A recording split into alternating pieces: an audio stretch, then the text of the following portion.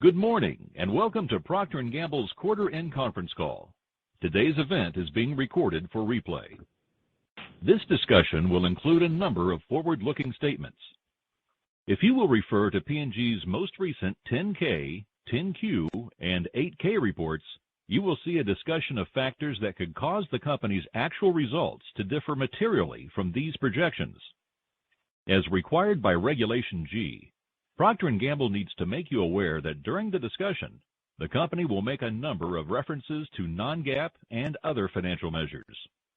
Procter & Gamble believes these measures provide investors with useful perspective on underlying business trends and has posted on its investor relations website, www.pginvestor.com, a full reconciliation of non-GAAP financial measures. Now I will turn the call over to P&G's Chief Financial Officer, Andre Scholten. Good morning, everyone. Joining me on the call today are Jon Moeller, Chairman of the Board, President and Chief Executive Officer, and John Chevalier, Senior Vice President, Investor Relations. I'll start with an overview of results for fiscal year 22 and the fourth quarter. John will add perspective on our strategic focus areas. We'll close with guidance for fiscal 23 and then take your questions. Fiscal 2022 was another very strong year. Execution of our integrated strategies continues to yield strong sales, earnings, and cash results in an incredibly difficult operating environment. We delivered broad-based, strong top-line growth across categories and regions, earnings growth in the face of significant cost headwinds, continued strong return of cash to P&G shareowners. Organic sales for the fiscal grew 7%, up 13% on a 2-year stack, up 19% on a 3-year stack. Growth was broad-based across business units, with all 10 of our product categories growing organic sales. Personal health care grew 20%, fabric care and feminine care grew double digits, baby care up high single digits, oral care and grooming up mid-single digits. Hair care, home care, skin and personal care, and family care each grew low singles. Focus markets were up 5% for the year, enterprise markets 10%. We delivered strong results in our largest and most profitable market, the United States, with organic sales growing 8%, up 16% on a 2-year stack. E-commerce sales increased 11%, now representing 14% of company total. Our integrated strategies continue to drive strong market growth and, in turn, share growth for P&G. All channel market value in the U.S. categories in which we compete grew approximately 6% in fiscal 22. P&G value share continued to grow, up 90 basis points for the year. Global aggregate market share increased 50 basis points. 36 of our top 50 category country combinations held or grew share for the year. Importantly, this share growth is broad-based. 9 of 10 product categories grew share globally over the past year. Core earnings per share grew 3% for the year, despite a 22 percentage point headwind to earnings from commodities, freight, and foreign exchange. Our initial outlook predicted $1.8 billion after tax of headwinds. We ended up at $3.2 billion, so despite an incremental $1.4 billion of earnings pressure versus ingoing plan, we delivered core EPS growth within our initial guidance range for the year. On a currency-neutral basis, core EPS was up 5%. Adjusted free cash flow productivity was 93%. We increased our dividend by 5% and returned nearly $19 billion of value to share owners, $8.8 billion in dividends, and $10 billion in share repurchase. Moving to the April-June quarter. Organic sales grew 7%. Pricing contributed 8 points to organic sales growth as additional price increases reached the market. Mix was flat and volume declined 1 point, which is due to reduced operations in Russia. Volume for the balance of the business, excluding Russia, was up 1 point. These strong company results are grounded in broad-based category and geographic strength. 9 of the 10 product categories grew organic sales in the quarter. Personal health care grew mid-teens. Fem care was up low teens. Fabric care grew double digits. Oral care up high singles. Baby care and family care up mid-single digits. Hair care, home care, and grooming each grew low singles. 5 of 7 regions grew organic sales, with focus markets up 3% and enterprise markets up 18% for the quarter. Organic sales in the U.S. grew 6%, up 24% on a 3-year stack. European focus markets were up 3%. Excluding Russia, Europe focus markets were up 7%. Greater China organic sales were down 11%, mainly due to COVID-driven lockdowns in major regions of the market. Since lockdowns have eased, we've seen sequential market recovery, but somewhat slower than expected when we gave guidance last quarter. In enterprise markets, each of the 3 regions grew organic sales 14% or more.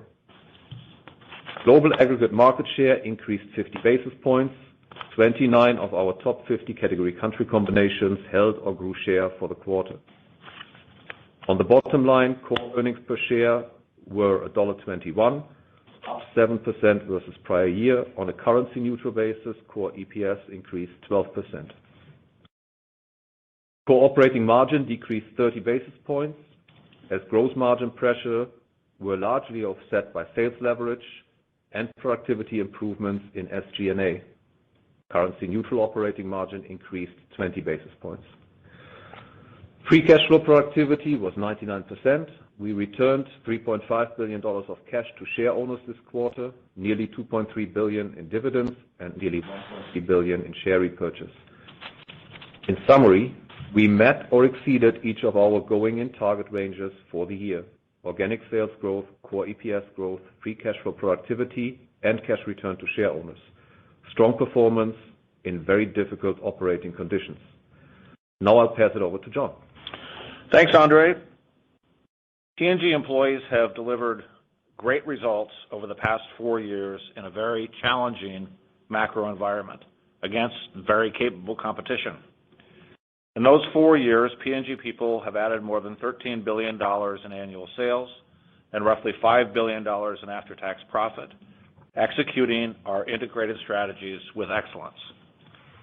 I want to publicly thank our colleagues in product supply and R&D who have enabled this progress with formulation, sourcing, manufacturing, and logistics agility, and extraordinary commitment to serve consumers, customers, and each other through lockdowns, inbound supply shortages, outbound truck shortages, port blockages, natural disasters, and geopolitical tensions.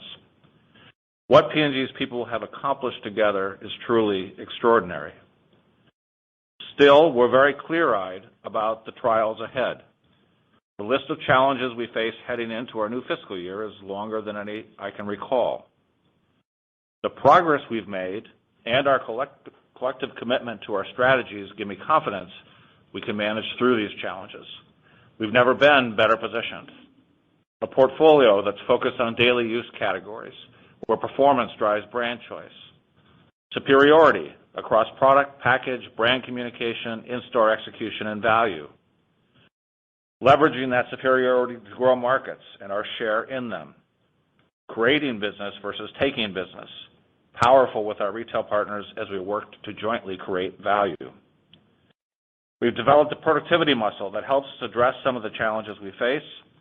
We remain fully committed to cost and cash productivity in all facets of our business, up and down the income statement and across the balance sheet, in each business and corporately.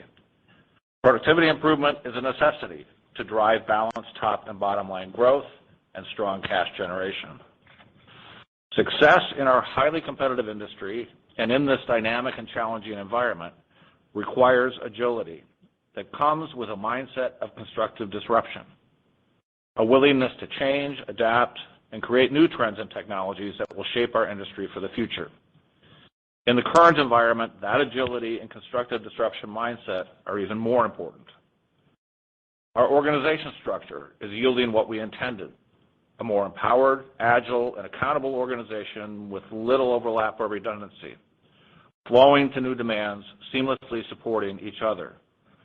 This improved agility and accountability have been important enablers of our strong results in the dynamic environment we've faced. Going forward, there are 4 areas in which we need to be even more deliberate and intentional to strengthen the execution of the strategy. The first is supply. Improved capacity, agility, cost efficiency, and resilience for a new reality and a new age. The capability investments we made prior to COVID to improve our manufacturing and distribution networks have helped us to manage through the last few years with relatively few prolonged issues. We're already making the next round of investments needed to ensure we have multiple qualified suppliers for key inputs, sufficient manufacturing capacity to satisfy growing demand, and flexibility to meet the changing needs of all types of retailers. The second area is environmental sustainability, integrated into our product, packaging, and supply chain innovation work. Irresistibly superior offerings that are sustainable. New cardboard packaging on Gillette razors is an improvement for the environment and a noticeably superior experience for consumers at the first and second moments of truth. New fully recyclable paper packaging on our premium Always Cotton protection pads recently launched in Germany. Laundry detergent formulations that deliver superior cleaning in cold water, reducing energy usage, saving money, and extending garment lifespans for consumers. Third, increasing our digital acumen to drive consumer and customer preference, reduce cost, and enable rapid and efficient decision-making. Increased digitization on manufacturing lines. More use of AI, more use of blockchain are not ends unto themselves. They are tools we can use to delight consumers and customers at the most reasonable cost possible. Fourth, our employee value equation. For all gender identities, races, ethnicities, sexual orientations, ages, and abilities, for all roles, to ensure we continue to attract, retain, and develop the best talent. By definition, this must include equality. To deliver a superior employee value equation, there must be something in it for everyone. These are not new or separate strategies. They are necessary elements in continuing to build superiority and reducing costs to enable investment and value creation and strengthening our organization. They are part of the constructive disruption we must continue to lead. The operational costs and currency challenges we've faced over the last 2 years will continue in fiscal 23. We begin the new fiscal year with consumers facing inflation levels not seen in the last 40 years. We know one of the most pressing questions out there is how we plan to deal with the severe cost and currency impacts we're facing. $6.5 billion after tax in just 2 years, nearly an $8 billion hit to operating profit. I'll repeat what I said on our April 2020 earnings call. The best response to uncertainties and challenges we face is to double down on the integrated set of strategies that are delivering very strong results. It won't be easy. There will be bumps along the road, but we have the portfolio, superiority, productivity, and in my not so humble opinion, the best organization in the world. We have everything we need. So again, I think we are very well positioned. We're committed to keep investing to strengthen the superiority of our brands across innovation, supply chains, and brand equity to deliver superior value for consumers in every price tier in which we compete. Alongside our productivity work, we'll continue to offset a portion of the cost impacts with price increases. Whenever possible, we'll close couple those price increases with innovation. Those moves will be tailored to the market, category, and brand. As consumers face increased pressure on nearly every aspect of their household budgets, we invest to deliver truly superior value in combination of price and product performance to earn their loyalty every day. So far, elasticities in most categories where we've taken price increases have been better than our historical experience. Our strategic choices on portfolio, superiority, productivity, constructive disruption, and organization are not independent strategies. They reinforce and build on each other, and the 4 focus areas that I mentioned strengthen the execution of that strategy. When all of this is executed well, we grow markets, which in turn grows share, sales, and profit. These integrated strategies are a pathway to delivering balanced growth. We've been talking about the importance of balance for a long time in the context of needing both top-line and bottom-line growth to deliver value for share owners. We're in a world that needs more from us now. We need to expand that concept to serve and delight consumers, customers, employees, society, and our share owners. And I firmly believe that if we fail to do any of those, we will fail to do all of them. Our consumers increasingly rely on us to deliver superior solutions that are sustainable. Our world requires that we do our part in this regard. This challenge is also a wonderful opportunity to extend our margin of superiority, further grow our categories, and create more value, all while positively impacting the environment and society. These strategies were delivering strong results before the pandemic and have served us well during these volatile times.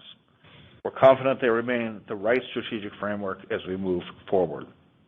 With that, I'll hand it back to Andre to outline our guidance for fiscal 2023. Thank you, John. As we said in each guidance outlook for the past 2 years, we will undoubtedly experience more volatility in the fiscal year ahead. This rings true again as we enter fiscal 2023. The combined year-on-year profit headwinds from foreign exchange rates, freight costs, materials, fuel, energy, and wage inflation are an even greater challenge in fiscal 23 than they were in fiscal 22. Based on current spot prices and supply contracts, we estimate commodities, raw materials, and packaging material costs to be a $2.1 billion after-tax headwind in fiscal 2023.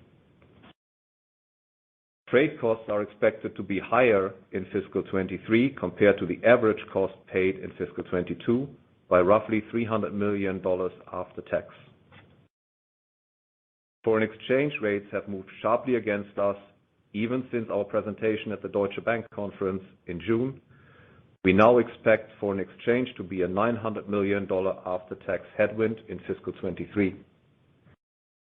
Combined headwinds from these items are now estimated at $3.3 billion after tax, roughly equal to the challenge we faced in fiscal 22, a 23 percentage point headwind to EPS growth, or roughly $1.33 per share as we start the year. As John said in his review of our strategies, we're working to mitigate the impact of these cost headwinds through a combination of innovation to create and extend the superiority of our brands, productivity in all aspects of our work, and pricing. With this context, I'll move to the key guidance metrics. We expect global market value growth in our categories to moderate back towards a range of around 3 to 4%, with strong price contribution offset by modest decreases in unit volume. With the strength of our brands and commitment to keep investing in the business, we continue to expect to grow at or above underlying market levels, building aggregate market share globally. This leads to guidance for organic sales growth in the range of 3 to 5% for the fiscal 23. On the bottom line, we expect EPS growth in the range of in line to plus 4% versus fiscal 22 EPS of $5.81. This guidance equates to a range of $5.81 to $6.05 per share, $5.93 or up 2% at the center of the range. Considering a 6-point headwind from foreign exchange, this outlook translates to 6 to 10% EPS growth on a constant currency basis. There are many possible scenarios that could cause us to be outside of this range, to either side, high or low. While it's relatively easy to envision many possible scenarios, steeper inflation, deep recession, further geopolitical disruption, or commodity cost reversion, easing inflation, peaceful conflict resolution, it's very difficult to assign probability to any single scenario. As a result, we've set the range we feel is most probable based on market conditions as we see them today.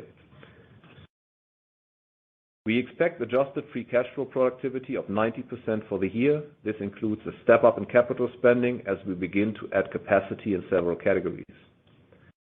We expect to pay more than $9 billion in dividends and to repurchase $6 to $8 billion of common stock. Combined, a plan to return $15 to $17 billion of cash to share owners this fiscal year. This outlook is based on current market growth rate estimates, commodity prices, and foreign exchange rates. Significant additional currency weakness, commodity cost increases, geopolitical disruptions, major supply chain disruptions, or store closures are not anticipated within this guidance range. Now I'll hand it back to John for his closing thoughts. The macroeconomic and market-level consumer challenges we're facing are not unique to P&G, and we won't be immune to the impacts. We've attempted to be realistic about these impacts in our guidance and transparent in our commentary. As we've said before, we believe this is a rough patch to grow through, not a reason to reduce investment in the long-term health of the business. We're doubling down on the strategy that has been working well and delivering strong results. We'll continue to step forward toward our opportunities and remain fully invested in our business. We remain committed to driving productivity improvements to fund growth investments, mitigate input cost challenges, and to maintain balanced top and bottom line growth. With that, we'll be happy to take your questions. Ladies and gentlemen, if you have a question, please press star followed by 1 on your phone. If your question has been answered or if you would like to withdraw your question, please press star followed by the 2. First question comes from the line of Bryan Spillane. Thank you, operator. Good morning, everyone. I just had a couple of clarification questions related to the guidance. And I guess the first one is, just want to make sure I'm looking at this correctly. If I look at the implied step up in the tax rate and then the share repurchases, they sort of offset each other. So it seems like the underlying guide assumes that profit growth will equal whatever revenue growth is. Just want to make sure I'm understanding that correctly. Yeah, our core EPS guidance, as I said, in the range of flat to plus 4%, with a tax rate slightly higher than what we've seen in the previous fiscal year. This is driven by geographic mix changes, and it's also driven by reduced benefit from stock option redemption. From an operating profit standpoint, you're in the right ballpark, and I would leave it at that.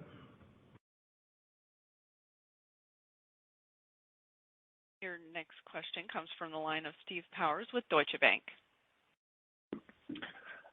Yes. Hey, thank you. Good morning. You both spoke a number of times. I think John reinforced it at the end of the prepared remarks about the need to drive continued cost and cash productivity. As I reflect on fiscal 22, I think it's fair to say that expense productivity was an area that came in a bit light of going in expectations, at least external expectations. As you turn the page to fiscal 23, and maybe this is embedded in the answer to help drive that operating profit growth you just talked about, Andre. What's your confidence, your line of sight to be able to accelerate productivity in the year ahead? That's my main question. If you could also comment on just that mix has been a very material driver of margin for a while now, and I'm just curious to see your base case of how mix impacts your margin outlook in 23 as well. Thank you. Good morning, Steve. On productivity, you're right. It has to be a significant contributor to how we offset the inflationary cost impacts and enable reinvestment in the business in combination with pricing and innovation, as we said before. In fiscal 22, maybe let's go by area. From a cost of goods productivity standpoint, we've talked about us prioritizing production of cases to ship them and innovation as we were capacity constrained. That has limited our ability to get cost savings qualified and through the P&L. That is changing in this current fiscal year. As the capacity situation eases, as we add more capacity and catch up with demand, we are able to get more cost savings qualified catch up on some of the cost savings we delayed in fiscal 22. So we are expecting gross savings in the COGS area to get back to pre-COVID levels in this fiscal year.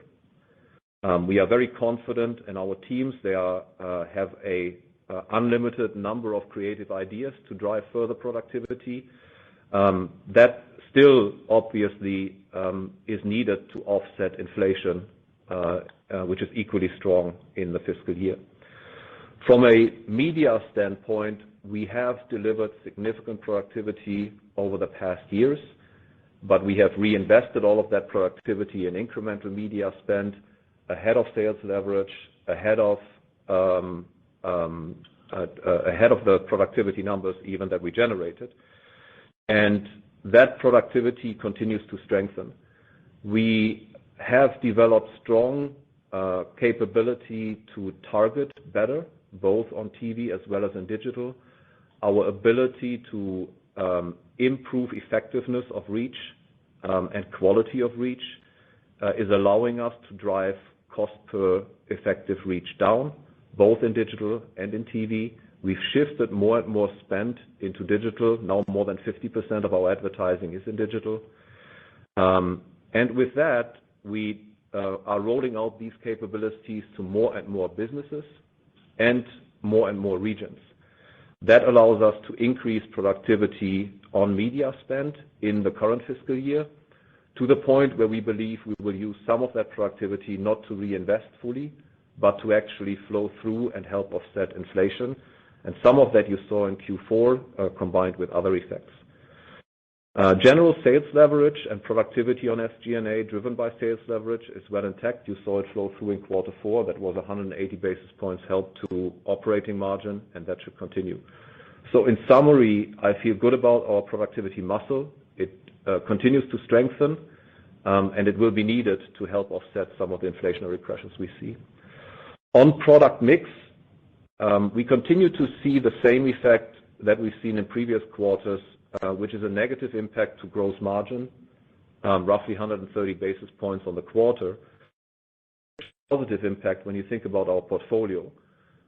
What we see is that consumers that come into the P&G portfolio, and we've had a big success in driving trial over the past 2 years, those consumers, as they try P&G products, they tend to trade up. And that trade up comes with increased unit sales. It comes with increased penny profit, but the gross margin is slightly dilutive. The example we use generally is Tide Pods, about a 50% premium in unit sales versus liquid detergent per load, significantly higher unit profit, but from a gross margin percentage standpoint, slightly lower. So that same effect continues, and we expect that trade up hopefully to continue in this fiscal.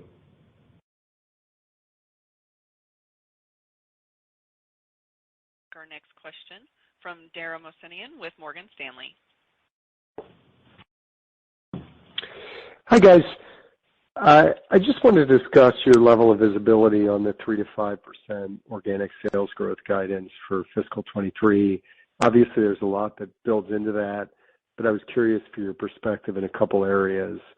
First, just the competitive environment. What are you seeing in your categories with the strong 8% pricing this quarter? Are competitors generally matching pricing in your categories? And then B, you're only assuming modest P&G market share gains for fiscal 23 with the 3 to 5% corporate organic sales growth and 3 to 4% category growth. So can you discuss what's driving the moderation in P&G market share gains and how potential pickup in private label share might play into that and the fiscal Q4 results? Thanks. Yep. Thanks, Dara. Morning. You're right. Our top-line guidance is, as always, grounded in what we expect in the marketplace. We see moderation, or we expect moderation in the overall value growth in the market from the 5% we had over the past 12 months back to 3 to 4%. And we expect pricing to be the main driver in that market growth with volumes slightly down. That is a logical consequence of the broad-based pricing that we are seeing in the market, assuming there will be elasticity. We've seen elasticity, albeit better than expected based on historical levels, but we're seeing elasticity in the market, and that's reflected in our market growth assumption. We have full confidence in our ability to compete in this environment. Our categories being daily use categories that consumers don't deselect even when they see high levels of inflation, our focus on irresistible superiority, our ability to make strong value claims based on that superiority, the breadth of our portfolio across the price ladder and value tiers and across channels positions us well to compete in the environment. And most importantly, the strength in our innovation portfolio and the runway we have in driving household penetration and trade up within the portfolio has us focused really on driving market growth. And that inherently drives share growth for us. That's part of our assumption to market size and relative share growth. As to the private label point, we see private label re-emergence in some categories, mainly in the paper categories, in some regions. Broadly, what I would tell you at this point, while we acknowledge private label coming back, partly due to supply dynamics in the base, we are still able to grow share in those markets where we see private label coming back. In the U.S., in the recent period, private label coming up a little bit in family care, but overall, we've been able to drive share growth on an all-outlet basis. In Europe, private label shares are stronger. Private labels are re-emerging in some of the markets. But for example, in the UK and France and Germany, we all have positive share reads in the most recent period. So we're keeping a close eye on it. But again, I want to bring it back to the strategy, the portfolio, the superiority, the innovation, and we believe we are well positioned and continue to be well positioned to serve the consumer in this environment. I just want to add one thing to that. Agree with everything that Andre said. Both due to base period dynamics across ourselves and our competitive set, and as you said, Dara, due to many dynamics that are impacting both top and bottom line as we move forward. There will likely be more volatility in the numbers. There will be some bumps along the road, and you'll have to be careful how much you read into any 1 week or 4 week period. We've got our eyes focused on a longer time period than that, and we'll be managing accordingly.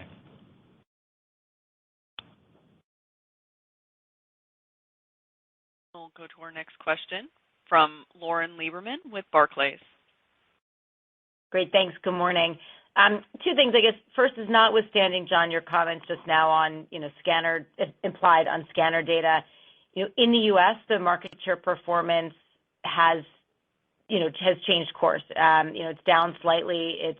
It looks like a mix of things in terms of competitor supply perhaps coming back. But I was just curious if you could comment on, U.S. market share performance in general, was number one. And then number two was China, which I believe is 9 or 10% of your sales.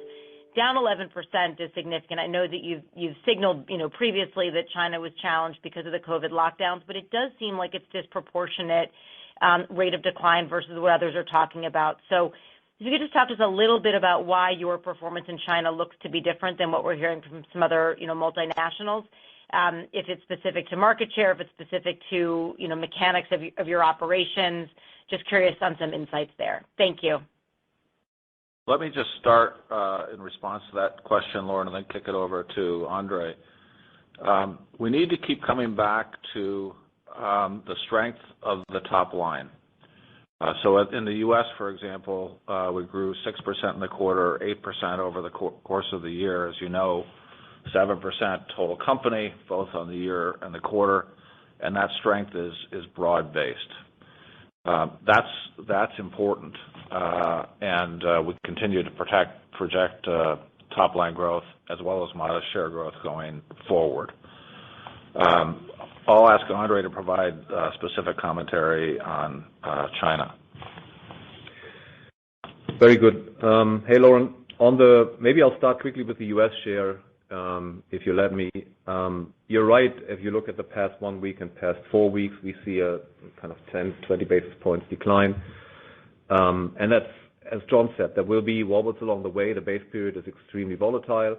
If you look at absolute shares in the U.S., we're up over the last 52 weeks, last 13 weeks to the last 1 week. We continue to increase absolute shares. If you look at the period that you're reading at the moment, just to give a bit more color, the two businesses that are down over this period are Fabric Care and Family Care. Just to give color on the period effects here and the wobbles. Fabric Care had an amazing run in the U.S., 11% up on the quarter, 12% up on the year, and low teens up over the past 2 years. And we haven't kept up with capacity, and that came to a head in March. Just as we are installing and starting up new capacity, we were supply constrained over the AMJ quarter. So we reduced merch investment, we reduced media investment because we just didn't have the cases. That is fixed. In July, we're back in full supply as we started up new capacity. Merch is reinstated, media is reinstated. Family Care base period, you know the situation in Family Care on supply has been very constrained. And again, you're reading mainly base period effects, not sequential share effects. All outlet share in the U.S. continues to be up, so we feel very confident in our U.S. business overall. China, you're right. We have been significantly impacted by the COVID lockdowns. The read for us across our category footprint and regional footprint in China is that the market contracted double digits over the quarter periods that we're reading, and that is reflected in the results.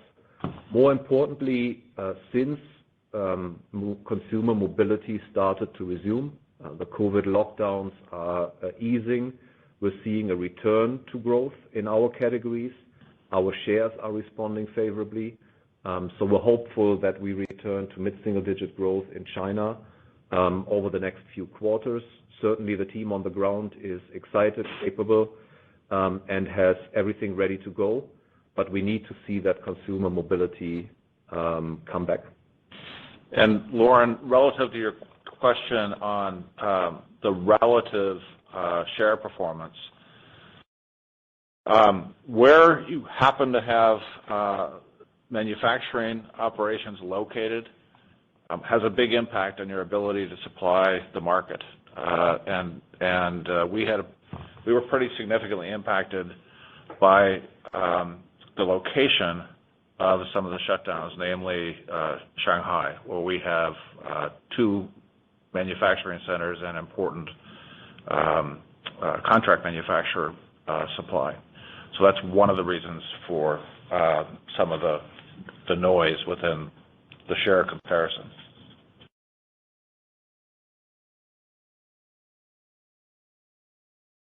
We'll go to our next question from Jason English with Goldman Sachs.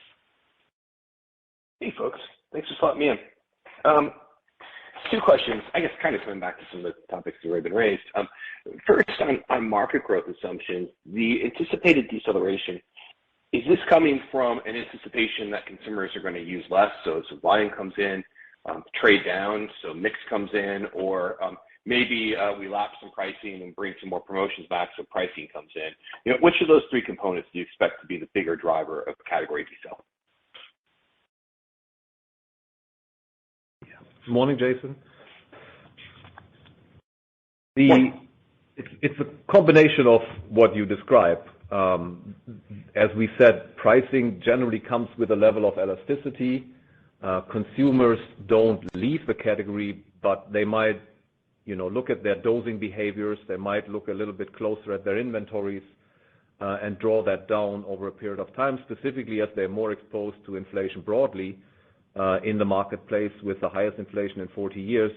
It'd be naive to assume the consumer is not looking at their cash outlay and their spending, even in our categories. Though we see the elasticities be more favorable than historical norms to date, we continue our assumption that they return to historical elasticities going forward. We hope that's not the case, but our assumption is that returns to what we've seen in the past. The other element I would point to is just normalization of consumption patterns. As we saw very elevated consumption growth over the last 2 years, some of that will, at a total market level, probably return to more normal levels. Our job within that is for our brands and our categories to drive the household penetration opportunities, which we have. They are huge, even in the most developed markets, even in the most developed categories, and that's what we're going to focus on. We'll go to our next question from Kevin Grundy with Jefferies. Great, thanks. Morning, everyone. My question is on potential implications from the fallout with Walmart and your bigger retailers more broadly feeling margin pressure. From a category perspective, it's sort of well understood that the issues are more general merchandise and not consumer staples. But we have seen some ripple effects, right? They've announced freight fuel charges, which we have seen. So my question is really around any implications that you may be concerned about, whether more difficulty taking price, greater requests for trade promotion. So any comments you have there in terms of what's going on with large retail customers would be helpful. Thank you. Yeah. Morning, Kevin. I'll start, and then John might want to add here. In general, we acknowledge, as you said, Walmart indicated that the pressure they are seeing is in general merchandise and apparel. Our categories, when you think about the HPC categories broadly in Walmart and across all retailers in the U.S., really are still growing at a good clip. Our interests are generally aligned with retailers' interests, as our job is to provide the best possible value to consumers as defined by price and performance of the product. We both want to drive footfall to the store. We both want to drive traffic to the shelf. We both want to drive consumption of our propositions. In that sense, we continue to work constructively with Walmart and with all retailers to do that in the best possible way. Our strategy, grounded in the categories we play in, that are generally not categories that consumers deselect even in difficult times. Our superiority, our investment in innovation, our intention to drive category growth and to win with our retailers versus purely focusing on share growth. All of those are good things in our mind. All of those are good things in the minds of retailers. The dialogue generally remains constructive, but focused on providing the best possible value to the consumer.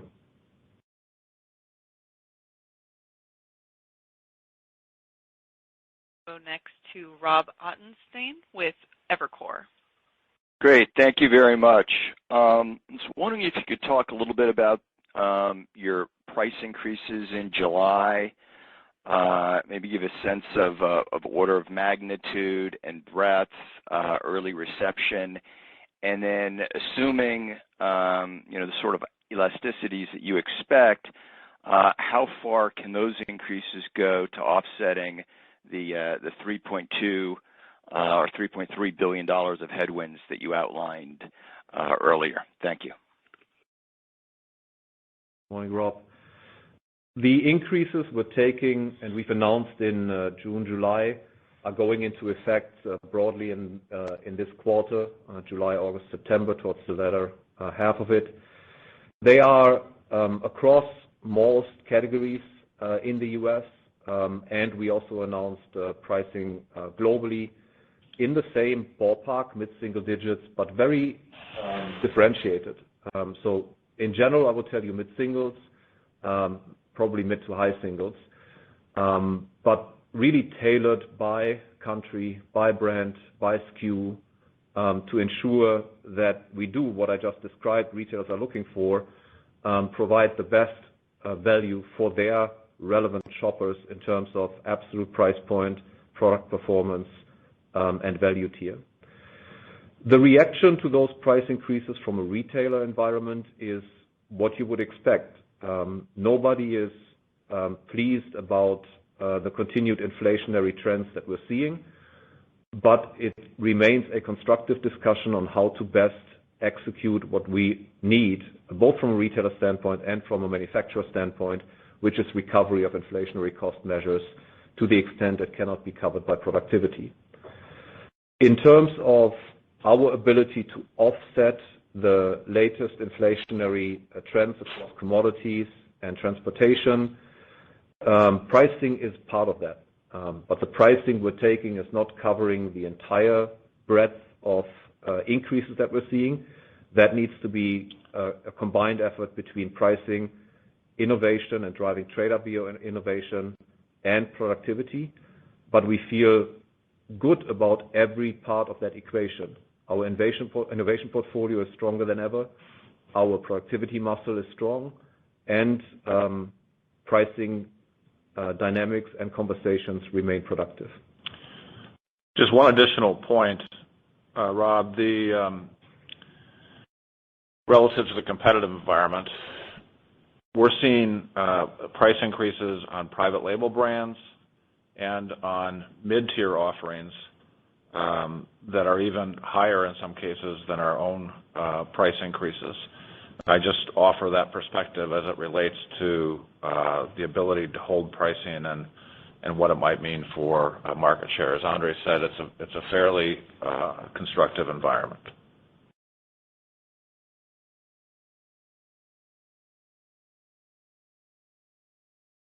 Your next question comes from the line of Kaumil Gajrawala with Credit Suisse.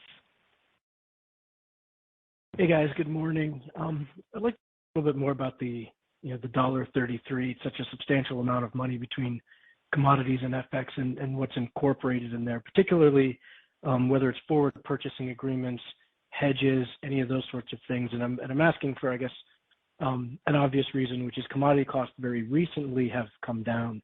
And sure, you don't feel the benefit immediately, but if this is to continue, which is possible, how should we think about the impact that's going to have on the estimates you've given us so far? Thanks. Morning, Kaumil. Yeah, if you break it down, the $1.33, $2.1 billion of that $3.3 billion is driven by commodities, $900 million by FX, and $300 million by transportation. On the commodity side, so let me take each bucket here. On the commodity side, we've seen some of our commodities annualize, as you said, and maybe even decrease.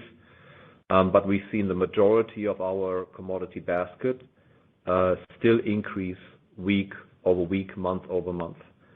So when you look at our overall commodity exposure, it is at this point in time stable to increasing, and our assumption going forward is at spot rates.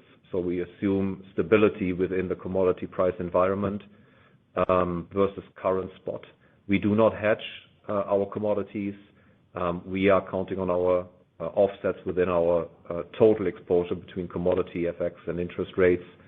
So spot is the assumption we are using, and we still see slight increases week over week, month over month. Certainly not to the tune that we saw at the beginning of 22. On the foreign exchange rate, that is the fastest increasing headwind. Also a big headwind in quarter four that we had to overcome. The interest rate differentials keep widening versus the U.S. So we anticipate that headwind could further expand, but our forecast is based on current spot rate. So that same methodology as on commodities. Transportation is a rollover versus the average price that we have paid in 21-22. We see a little bit of easing here on the rate side. If you look at the load to driver ratio in the U.S., for example, that's down from a peak of 12 to now 4, which is more normalized. And some of the spot rates are coming down. That hasn't rolled over into contract rates at this point in time. If that happens, that could be a tailwind. Ocean freight, you see the number of ships waiting to get unloaded is decreasing, so that's normalizing. What I'll offer as the offset, obviously, is energy prices, fuel prices. So this one might offer some relief, but again, so far we see this offset by fuel cost.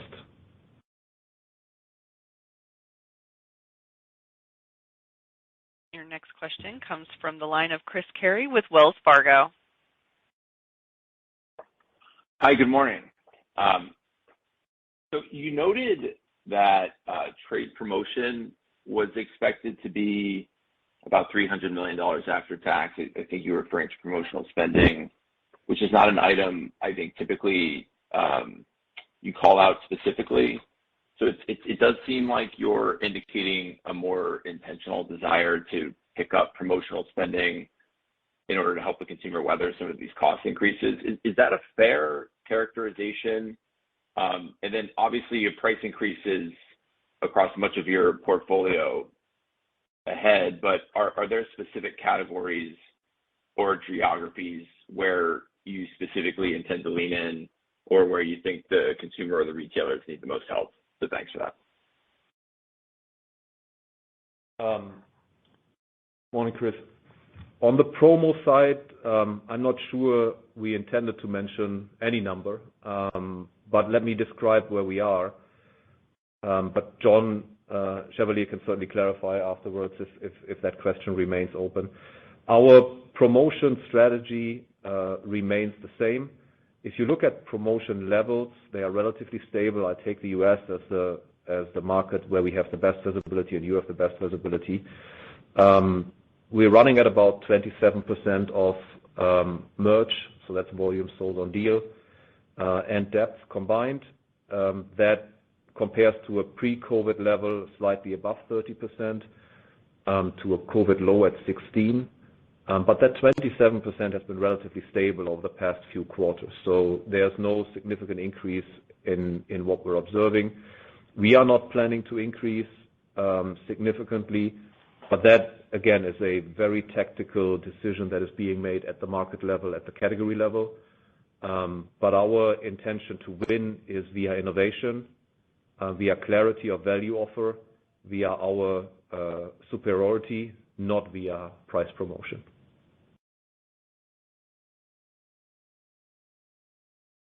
Your next question comes from the line of Andrea Teixeira with J.P. Morgan. Thank you. Good morning. So my question is on RGM. I guess I'm noticing if you're proactively or more reactively introducing new price points, perhaps, Tide Simply, pulling some of these levers to help the consumer, or if you're seeing basically the retailers, your customers, requesting more of that help, or that's too early to say. And if you can walk through what has happened with beauty in China and your exits of the quarter. I guess that's one area that you could potentially see improvement there. If you can help us kind of like bridge that gap. Thank you. Yeah, morning, Andrea. On revenue growth management, that has been a priority for us, not only in the recent quarter, but really over the past 2 to 3 years. So what we're benefiting from now was very intentional design of our revenue growth strategies over that period of time, including portfolio choices to have brand offerings available that cover different value tiers. When you think about diapers, for example, we have the premium tier, Pampers Pure at 38 cents per diaper, Swaddlers at about 35 cents a diaper, Baby Dry at 30 cents, and Luvs at 20 cents a diaper. So that's one example, and this exists across really all brands, and we've been very intentional in building our presence in these different value tiers in the market so we can serve consumers with different preferences between performance and price.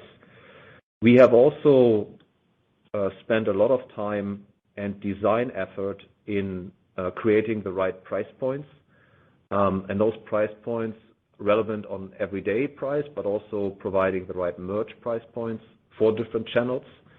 So that's work that's been going on in every category. And then lastly, we've expanded our distribution across channels that consumers would go to in a more value-driven environment. Think about hard discounters or dollar channel to ensure that we have strong relationships with our retail partners there, strong distribution and offerings. So that work, yes, is indeed very important, but it has been ongoing over a longer period of time. As we take pricing, we ensure that we protect that strategy very carefully, and that's why pricing is so differentiated between markets, brands, channels, as we execute. On Beauty China, what I'll tell you is that we remain very confident that the Chinese market offers very attractive growth rates and very attractive value creation opportunities for us. As mobility returns, as department stores reopen, as we develop stronger capability in digital channels, as we refocus our business on the core brand equities, we see progress. The progress is still relatively slow because mobility is only just reopening, but we remain very confident that that business offers a lot of opportunity, and we are well positioned with our brands to play.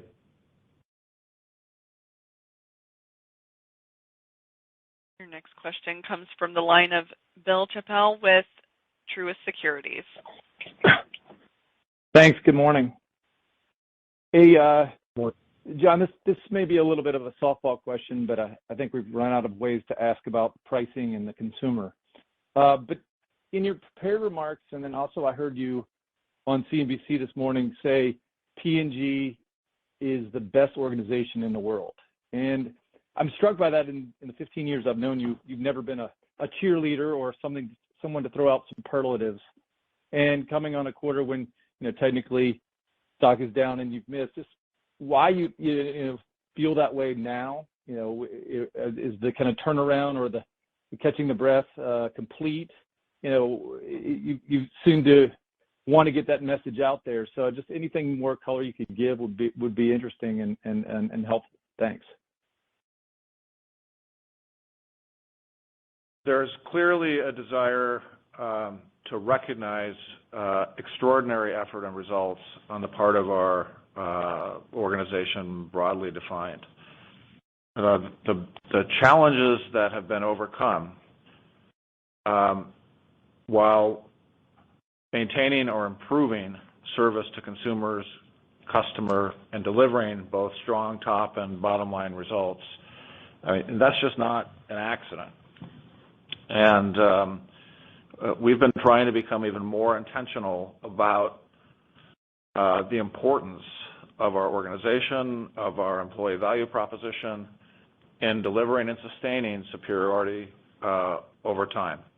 So it's just, Bill, a reflection of that reality and my confidence in this organization to continue to step up and step forward into the challenges we face and continue to deliver strong progress from a business standpoint.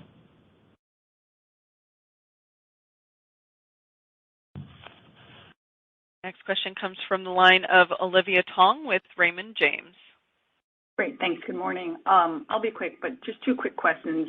First, are there more price actions planned versus what's already been announced? Is there anything being contemplated, or everything that's been announced has been announced?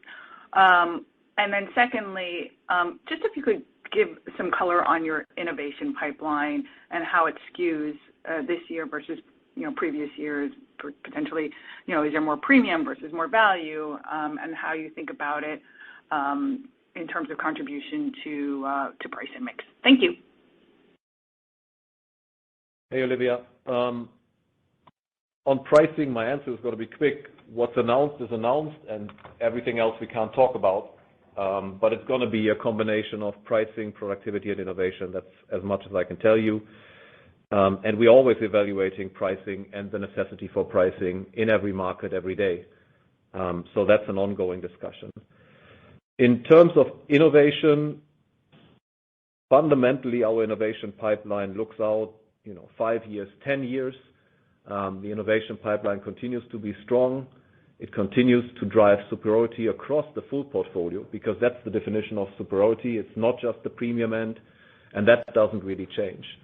So when we talk irresistible superiority, we mean irresistible superiority at every price point, for every product, for every consumer that we choose to compete for versus the relevant competitive offering. And that drives the innovation strategy and the strength of the innovation. I see it only improving and being broad-based.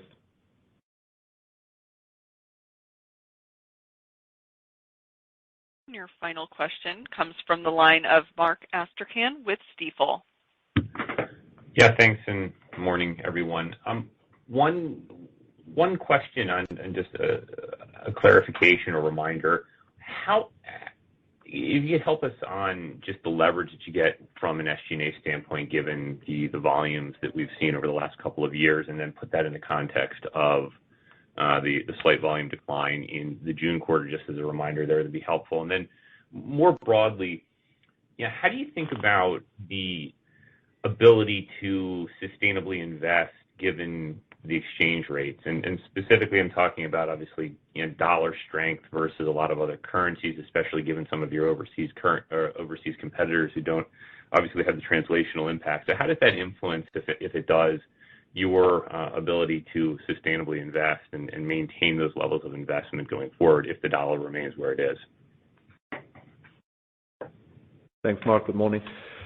On SG&A leverage, let me maybe start with a broader leverage point. So we generally see sales leverage when we see growth in the range of 3 to 4%, roughly.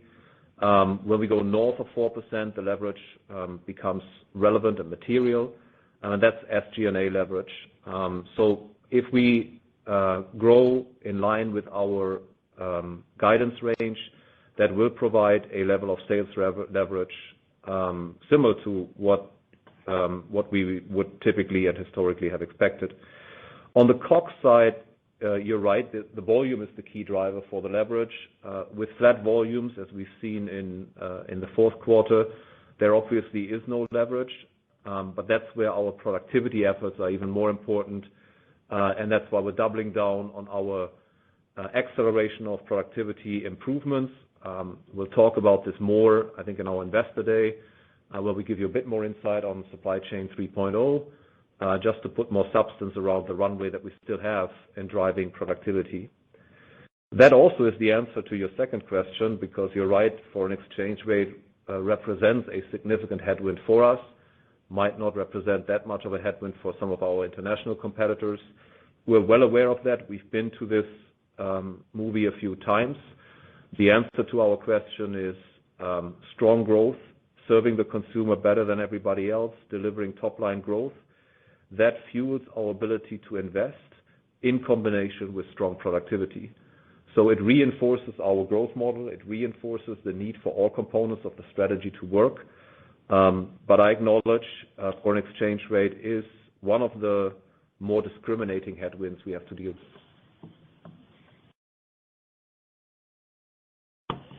Great. Thanks for joining us this morning. Just one item to note before we sign off. We will be hosting an Investor Day here in Cincinnati on the afternoon and evening Thursday, November 17th. We'll be sending out another save the date reminder in the next week, but if you'd like more details, please get in touch with the IR team. Thanks, and have a great day and weekend. Ladies and gentlemen, that concludes today's conference. Thank you for your participation. You may now disconnect. Have a great day.